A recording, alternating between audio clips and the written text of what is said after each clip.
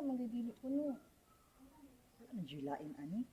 Wala ka nangita sa lain nga group page.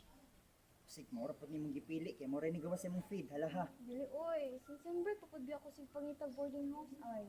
Nya wala gyud, puno-puno gyud. Ay, ang muday. Wala mong good po to ni mo panindigyan nimong last kay abangan nga boarding house. Uy nga, kabalo man ka nga kung naay mag-apply dali-dali ra jud na mapuno. Biya dali mangitag boarding house day. Sumot na ron kiting balhin ron nga season kay namang hawa nga mga graduates.